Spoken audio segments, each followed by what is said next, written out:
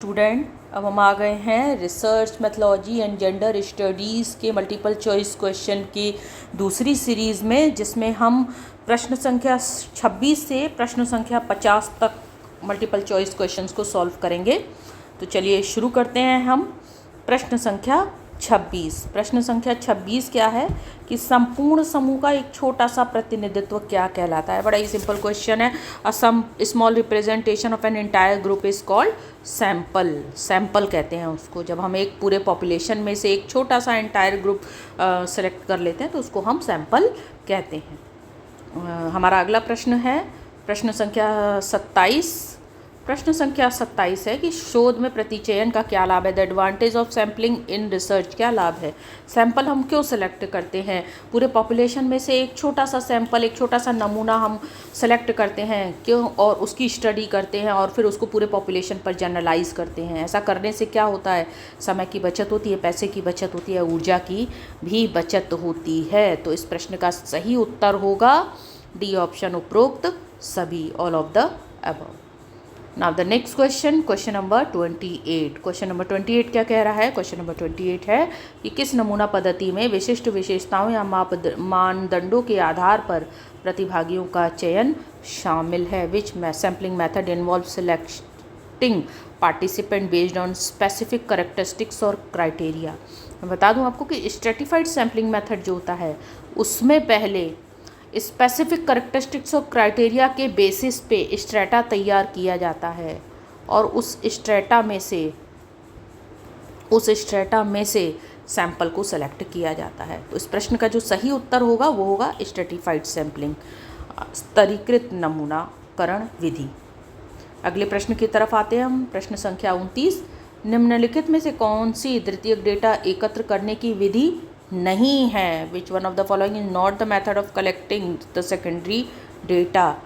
तो secondary data collection की विधि कौन सी नहीं है। देखिए, आयोग की रिपोर्ट सेकेंडरी डेटा है क्योंकि पहले से ही आयोग उसको कलेक्ट कर चुका है और आप उसको यूज़ कर रहे हैं। सरकारी प्रकाशन भी सेकेंडरी डेटा होगा, सरकार द्वारा कलेक्ट किया गया डेटा है जिसको आप अपने रिसर्च में यूज़ कर रहे हैं। लेकिन इंटरव्यू जो है वो सेकेंडरी डेटा नहीं है। इंटरव्यू प्राइमरी डेटा का एक टाइप है। इस प्रश्न का सही उत्तर होगा सी ऑप्शन, इंटरव्यू।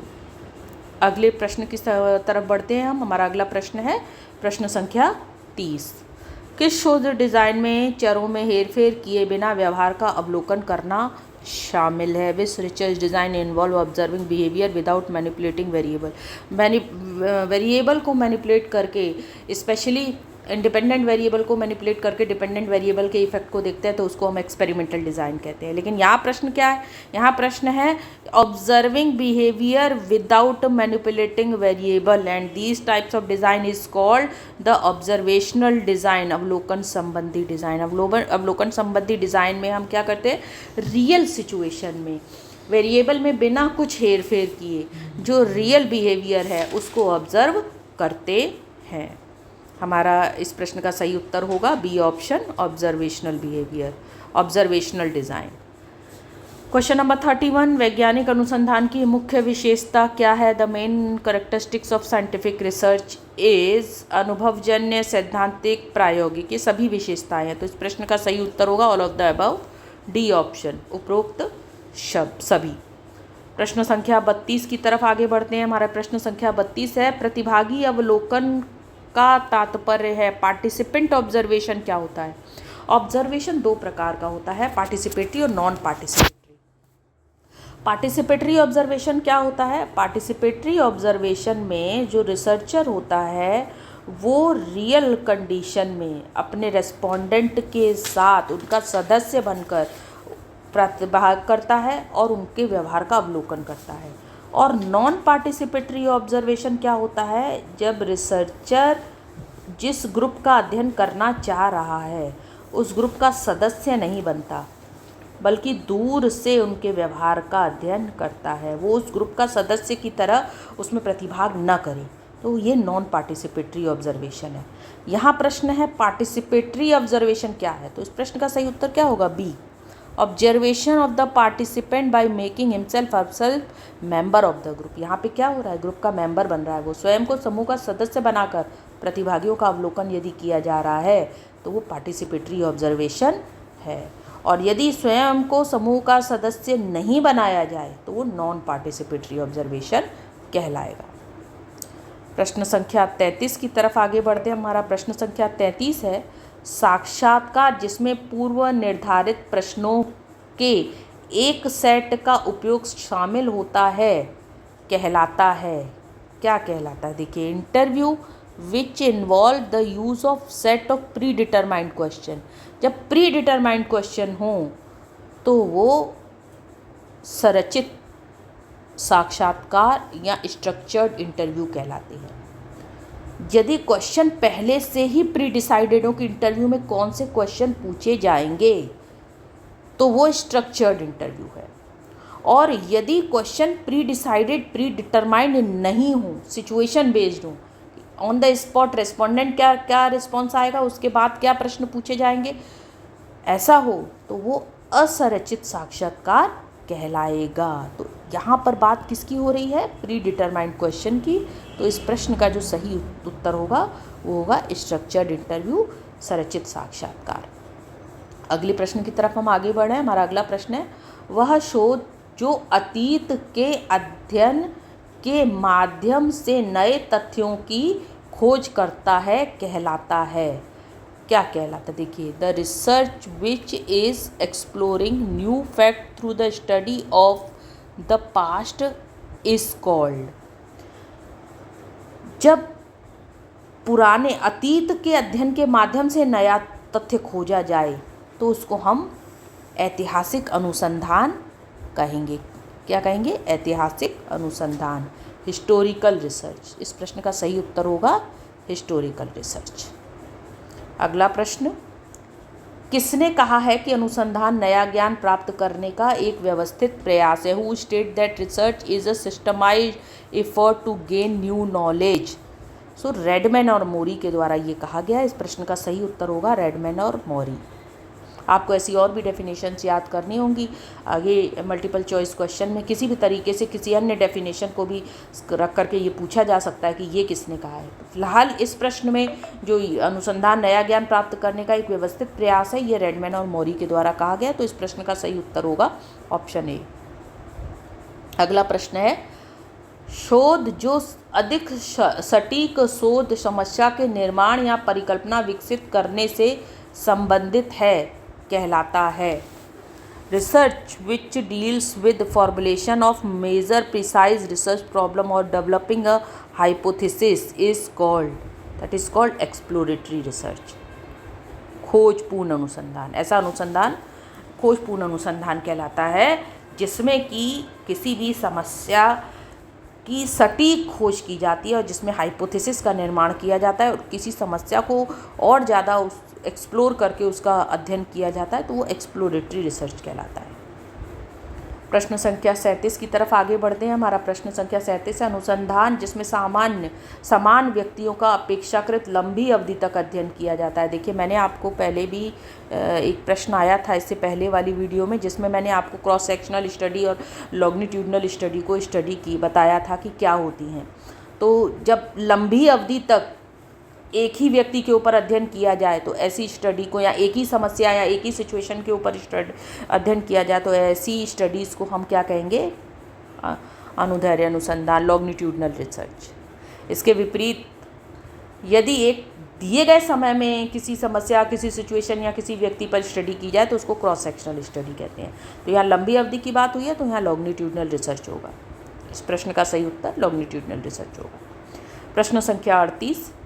प्रश्न संख्या 38 है, प्रश्नावली विधि लागू नहीं होती है यदि the questionnaire method is not applicable if. पहले तो समझना है कि क्वेश्चनायर मेथड क्या है। देखिए, यहाँ दो मेथड हैं हमारे सामने, एक है क्वेश्चनायर, एक है हमारे सामने क्वेश्चनायर और दूसरा है शेड्यूल। तो क्वेश्चनायर या प्रश्नावली विधि क्या है? प्रश्नावली विधि जिसमें कि रिसर्चर प्रश्नों की सूची रेस्पोंडेंट को दे देता है और रेस्पोंडेंट उसको भर के दे देता है, दैट इज़ क्वेश्चनायर। लेकिन कई बार हमारा जो रेस्पोंडेंट होता है वो अशिक्षित होता है, उसके लिए संभव नहीं हो पाता कि वो क्वेश्चन को पढ़ के समझ के उसका उत्तर दे पाए। ऐसे में रिसर्चर स्वयं क्वेश्चन पूछता है और जो रेस्पोंडेंट उत्तर देता है उसको स्वयं भरता है तो उसको हम कहते हैं शेड्यूल। ये प्रश्नावली है और शेड्यूल को हम हिंदी में बोलते हैं अनुसूची। तो दैट इज़ प्रश्नावली, दैट इज़ अनुसूची। तो प्रश्नावली विधि कब लागू नहीं होगी? जहाँ अशिक्षा होगी, जहाँ इलिटरेसी होगी। क्योंकि इलिटरेसी होगी तो वो जो रेस्पोंडेंट है वो उस प्रश्न का उत्तर स्वयं नहीं भर पाएगा। तो ऐसे में प्रश्नावली विधि लागू नहीं हो सकती। प्रश्नावली विधि में प्रश्नावली दे दी जाती है, रेस्पोंडेंट स्वयं भरता है और वो अशिक्षित होगा तो वो उसको भर नहीं पाएगा। तो इस प्रश्न का सही उत्तर होगा सी, देयर इज़ इलिटरेसी। वहाँ अशिक्षा हो, वहाँ प्रश्नावली विधि लागू नहीं होती है। अगला प्रश्न देखिए, शेड्यूल के ऊपर आगे अभी मैंने आपको क्लियर किया था, ये आपको यहाँ पे शेड्यूल को क्लियर किया था मैंने। अनुसूची प्रश्नों की एक सूची है जिसका उत्तर साक्षात्कार में दिया जाएगा। Schedule is a list of question which will be answered in an interview by the respondent. Uttar respondent के द्वारा ही दिया जाएगा। भरा किसके द्वारा जाएगा? साक्षात्कारकर्ता के द्वारा भरा जाएगा, लेकिन उत्तर देगा रेस्पोंडेंट ही। इस प्रश्न का सही उत्तर होगा प्रतिवादी द्वारा, रेस्पोंडेंट के द्वारा। प्रश्न संख्या 40 की तरफ हम आगे बढ़ते हैं। प्रश्न संख्या 40 है कि किस प्रकार का डेटा मौलिक और प्रत्यक्ष जानकारी है? Which types of data are original और first hand information? First hand information प्राथमिक डेटा है। फर्स्ट हैंड इन्फॉर्मेशन क्या है? प्राथमिक डेटा। द्वितीयक डेटा फर्स्ट हैंड इन्फॉर्मेशन नहीं है, ठीक है, वो सेकेंड हैंड इन्फॉर्मेशन है। सो इस प्रश्न का सही उत्तर होगा बी ऑप्शन, प्राथमिक डेटा। अगला प्रश्न है प्रश्न संख्या 41। यादृच्छिक नमूनाकरण विधियों की विशेषताएं हैं। The characteristics of random sampling method क्या है भाई? देखिए, रैंडम अगर मेथड हम रैंडम सैम्पलिंग मेथड का यूज़ अगर हम करते हैं सैंपल को सिलेक्शन करने के लिए, तो ऑफकोर्स उसमें व्यक्तिगत पूर्वाग्रह नहीं होंगे, ठीक है। डेटा संग्रह की आर्थिक रूप से सस्ती विधि भी होगी। तो ये दोनों ही हैं, बोथ ए एंड बी। इस प्रश्न का सही उत्तर होगा C option, both A and B. ये इसका सही उत्तर होगा C option, both A and B. हम प्रश्न संख्या 42 की तरफ हैं। प्रश्न संख्या 42 क्या है कि सीमित आकार वाली जनसंख्या के लिए कौन सी नमूनाकरण विधि को प्राथमिकता दी जाती है? Which sampling method is preferred for the population with finite size? यदि पॉपुलेशन का साइज सीमित है, फाइनाइट है, इनफाइनाइट नहीं है, तो वहाँ पर हम सिस्टमैटिक वे में रैंडम सैम्पलिंग कर सकते हैं। यदि इनफाइनाइट होता तो हमारा सिस्टमैटिक तरीके से रैंडम सैम्पलिंग पॉसिबल नहीं हो पाता है। लेकिन यदि हमें पता है कि हाँ 100 घर हैं, उसमें से हमें 20 घरों का सिलेक्शन करना है, तो संख्या पता है और एक निश्चित संख्या है, तो हम सिस्टमैटिक वे में हम रैंडम सैम्पलिंग मेथड का यूज़ कर सकते हैं। इस प्रश्न का सही उत्तर होगा systematic random sampling. Question number 43, निम्नलिखित में से कौन सा रिपोर्ट लेखन का एक आवश्यक तत्व है? रिपोर्ट लेखन, जब रिपोर्ट राइटिंग करते हैं तो उसमें समरी भी होती है, कंक्लूजन भी होता है, रिव्यू ऑफ लिटरेचर भी होता है, रेफरेंसेस भी होते हैं। तो ये सभी आवश्यक तत्व हैं, बिना इसके रिपोर्ट राइटिंग पॉसिबल नहीं है। So the right answer of this question will be what? The D option, all of the above, उपरोक्त सभी। अब the next question, question number 44। Question number 44 क्या है? शोध का उद्देश्य क्या है? What is the purpose of research? Problem को आइडेंटिफाई करना, समाधान जानने के लिए। तो ऑफकोर्स केवल प्रॉब्लम को आइडेंटिफाई करना रिसर्च का ऑब्जेक्टिव नहीं है। रिसर्च का ऑब्जेक्टिव है प्रॉब्लम को आइडेंटिफाई भी करेगा और उसका समाधान भी जानने का प्रयास करेगा। तो इस प्रश्न का सही उत्तर क्या होगा? बोथ ए एंड बी, दोनों ही होगा ना।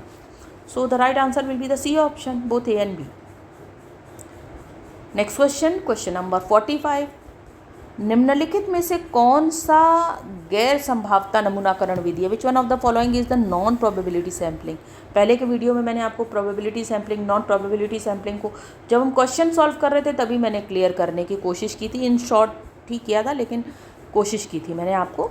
तो नॉन प्रोबेबिलिटी सैम्पलिंग हम यहाँ देखते हैं, जो रैंडम सैम्पलिंग है वो प्रोबेबिलिटी सैम्पलिंग है, क्लस्टर सैम्पलिंग भी प्रोबेबिलिटी सैम्पलिंग है, लेकिन स्नोबॉल सैम्पलिंग प्रोबेबिलिटी सैम्पलिंग नहीं है। इस प्रश्न का सही उत्तर होगा स्नोबॉल सैम्पलिंग। स्नोबॉल सैम्पलिंग होती क्या है? जब हम डेटा कलेक्शन करने के लिए इस तरीके का एक नेटवर्क बनता है। इसमें कैसे बनता है देखिएगा, अभी मैं आपको एक्सप्लेन करती हूँ। फॉर एग्जाम्पल, आपने अपना डेटा अपने पहचान के 2 लोगों को दिया और उनसे कहा कि भाई आप अपने पहचान के और लोगों को दीजिए। आपने अपना जो भी आपको डेटा कलेक्शन करने के लिए आपने क्वेश्चनर का यूज़ किया है या शेड्यूल का यूज़ किया, तो 2 लोगों से आपने डेटा कलेक्ट किया, उन 2 लोगों ने फिर 3 लोगों को आपसे परिचित कराया, फिर आपने उनके परिचय से 3 लोगों को लिया, फिर फर्दर उन लोगों ने अपने परिचय के लोगों से आपको मिलवाया। तो इस तरीके से करके it's just like a snowball, जैसे स्नो में बॉल्स को कलेक्ट करते करते एक बड़ी बर्फ़ को कलेक्ट करके एक बड़ा बॉल बनता है, that is snowball. So that is the basic concept of snowball sampling. और इसमें ये संभावना नहीं रहती कि पूरी पॉपुलेशन के सभी लोगों को बराबर का चांस मिले। किसको चांस मिल रहा है? जो पहचान के लोग हैं उनको, एक दूसरे के एक नेटवर्क बन रहा है ना, जो हमारे नेटवर्क में है उन लोगों को सैंपल में आने का मौका मिल रहा है। सभी लोगों को बराबर का चांस नहीं है, इसीलिए ये नॉन प्रोबेबिलिटी सैम्पलिंग का एक तरीका है। So the right answer of this question will be the snowball sampling.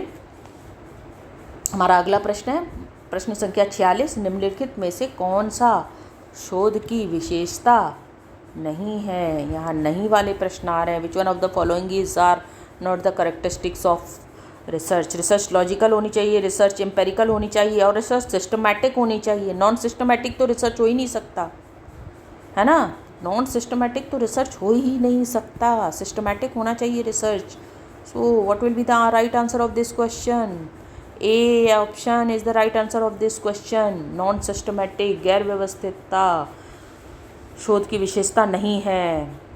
प्रश्न संख्या 47, डेटा जो प्राथमिक डेटा से प्राप्त होता है या प्राथमिक उपभोगकर्ता के अलावा किसी अन्य द्वारा एकत्रित किया जाता है कहलाता है data which derived from the primary data और collected by someone other than the primary user is called of course secondary data.